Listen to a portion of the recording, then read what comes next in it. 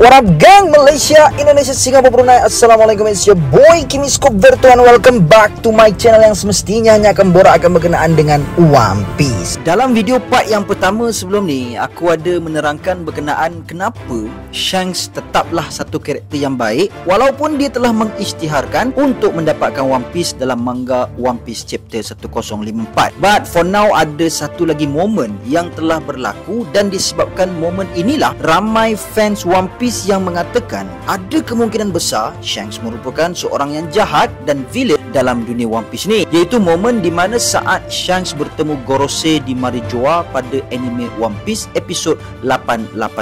Bahkan aku sendiri semasa awal-awal aku tengok momen ni dalam manga, aku menyangkakan yang Shanks maybe seorang yang jahat. Namun itu dululah, dan sejak baru-baru ni aku mula kaji dengan lebih detail dan mendalam, and yes, apa yang berjaya aku dapatkan adalah Shanks masih lagi seorang karakter yang baik. Sungguh pun dia bertemu dengan Gorosei tersebut. Sebelum aku masuk dengan penerangan aku nak ketengahkan satu teori orang barat yang mengatakan itu bukanlah Shanks, tapi itu adalah kembar kepada Shanks. Sebab apa diorang cakap macam ni? First, sebab dalam scene dekat sini kita tidak ditunjukkan rupa penuh untuk Shanks, di mana Shanks yang kita kenal dia mempunyai bekas luka di mata sebelah kirinya. Namun dalam scene dekat sini tak ditunjukkan tentang keadaan tersebut. Dan yang keduanya adalah berkenaan tentang tangan kiri Shanks yang telah putus. Alasannya masih sama, di mana dalam scene dekat sini juga tidak ditunjukkan Shanks dengan keadaan tangan yang kudung. Tapi bagi aku teori ni masih belum kuat, sebab Shanks pada ketika itu dia memakai semacam jaket ataupun baju kot yang boleh menutup tubuh badan sekali dengan kepala untuk mengelakkan pengawal ataupun marine yang ada dekat situ mengenali diri dia lah. Dan kita kena tahu perwatakan dan cara percakapan Shanks yang ditunjukkan dalam scene dekat sini sememangnya seperti Shanks. Jadi aku memang totally tak setuju dengan teori ni. Tapi kalau betul lah Oda karangkan cerita One Piece seperti ni, nampaknya kita kena redha je lah.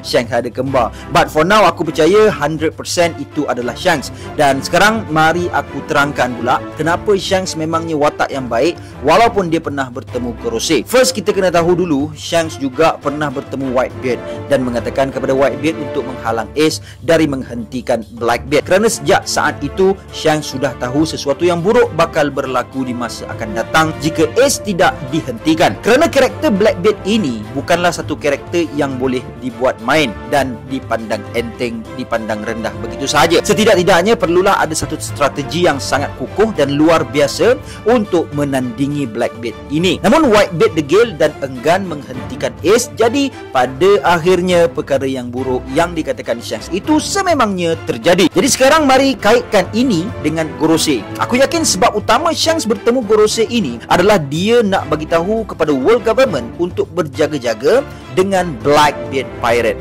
Sebab itulah dalam One Piece episod 887 ini Shanks berkata yang I want to talk to you about a certain pirate, dan pirate yang dimaksudkan itu adalah Blackbeard. Tapi kenapa pula Shanks nak world government untuk alert dengan Blackbeard ni? First adalah disebabkan Aokiji Kuzan yang telah join Blackbeard Pirate ini.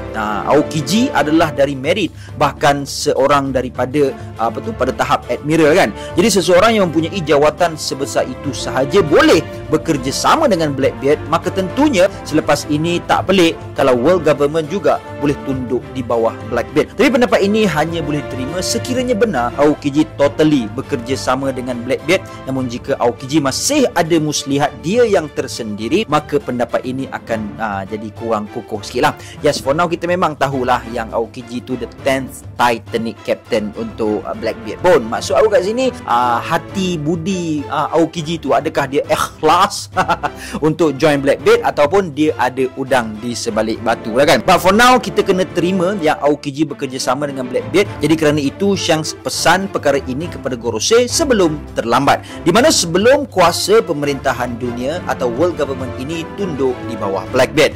Memang difikirkan susah dan agak mustahil untuk ia berlaku, tapi bila sesuatu perkara itu berkaitan dengan Blackbeard, maka itu tidaklah mustahil untuk terjadi. Kita boleh tengok macam mana satu perkara yang sangat-sangat mustahil untuk seseorang memperolehi dua Devil Fruit tapi Blackbeard dia berjaya memecahkan tradisi itu kan. Sepatutnya satu orang satu devil fruit je, kalau makan 2 devil fruit dia jadi matilah. Tapi macam mana Blackbeard boleh ada 2 devil fruit, satu Yummy Yummy Nomi, satu lagi Gura Gura Nomi. Itulah pelik si Blackbeard ni. Jadi tak ada benda yang mustahil untuk Blackbeard tu kan. Okey, itu untuk yang pertama, di mana Shanks masih seorang yang baik dan alasan dia bertemu Gorosei adalah untuk mengingatkan World Government untuk tidak memandang rendah kepada Blackbeard. Jika tidak, kejadian yang berlaku sebelum ini terhadap Whitebeard dan Ace mungkin berulang lagi, bahkan lebih teruk kerana ini melibatkan pemerintahan dunia. Seterusnya poin aku yang kedua adalah Shanks keturunan dari Celestial Dragon. Jadi bila dia berketurunan Celestial Dragon, maka dia akan ada authority lah kan, ada privilege kata orang putih untuk pergi ke World Government ataupun pergi jumpa Gorosei. Kenapa timbul pasal Shanks dan Celestial Dragon ni? Sebabnya adalah kita tahu childhood Shanks ni, di mana Shanks diambil oleh Goldie Roger pada usia yang sangat kecil. Dan bila tengok timeline umur Shanks dengan peristiwa God Valley, macam ada kena-mengena, di mana Shanks berumur 39 tahun dan peristiwa bersejarah dan penuh misteri itu, which is God Valley itu, berlaku 38 tahun yang lalu. Maknanya Shanks pada peristiwa ini terjadi, Shanks masih berumur 1 tahun, berapa bulan macam tu je lah. Boleh jadi perang antara Rock Pirate menentang Roger Pirate dan Garp, dan dekat situlah Shanks diambil oleh Roger. Tempat God Valley ini adalah tempat yang dikatakan ada kena-mengena dengan Celestial Dragon.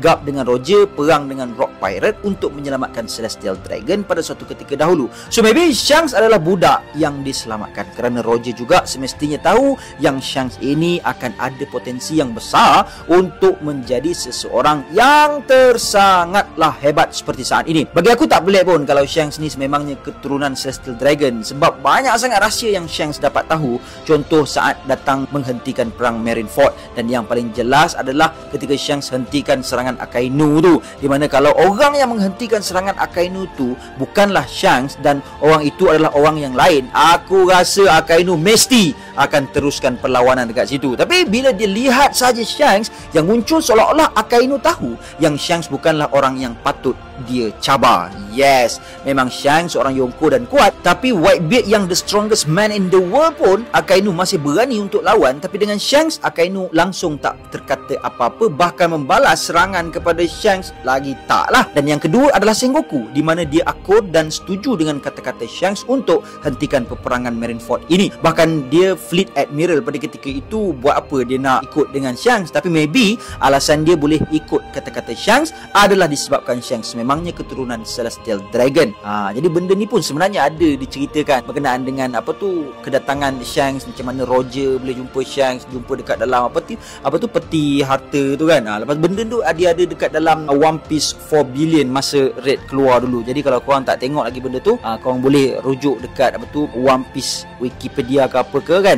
Korang type je One Piece volume 4 billion, dekat dalam tu ada cerita pasal Shanks, macam mana Roger boleh jumpa Shanks, Roger dengan Relic jumpa Shanks, lepas tu kru pasal Shanks ni, kekuatan Shanks dan sebagainya. Cumanya teori ni masih ada kelemahannya, cuma kelemahan itu aku yakin hanyalah sedikit. Untuk sekarang aku jelaskan 2 sebab ini kenapa Shanks tetaplah seorang yang baik walaupun dia telah bertemu Gorosei. Jadi macam mana, korang setuju ke tidak penerangan ini, dan mana yang korang lebih setuju, teori first ataupun yang kedua? And sekali lagi aku nak ingatkan, akan ada lagi part yang ketiga untuk terangkan sebenarnya Shanks bukanlah karakter yang jahat. So guys, stay tune until part 3, kita akan rangkumkan semuanya. So guys, that's all I have untuk perkongsian kita pada kali ini. Thank you so much for watching this video, dan jangan lupa untuk subscribe, untuk share, dan juga untuk like, dan jangan lupa untuk komen. Kat situ akan bantu meningkatkan engagement untuk channel aku ni. Dan terima kasih kepada korang yang telah pun sokong aku daripada channel ni tak sampai ribu-ribu lagi lah, sampai sekarang pun dah ada ratus ribu. Korang masih lagi stay dengan aku ucapkan ribuan terima kasih banyak-banyak. Jangan lupa untuk share aku punya video ni dekat Facebook ke, dekat Twitter ke, dekat TikTok ke, IG ke, dan juga jangan lupa untuk tag aku. Okay, thank you so much for your support my brother. So guys, that's all I have untuk perkongsian kita pada kali ini, and until then my gang, there is no God except Allah. Assalamualaikum warahmatullahi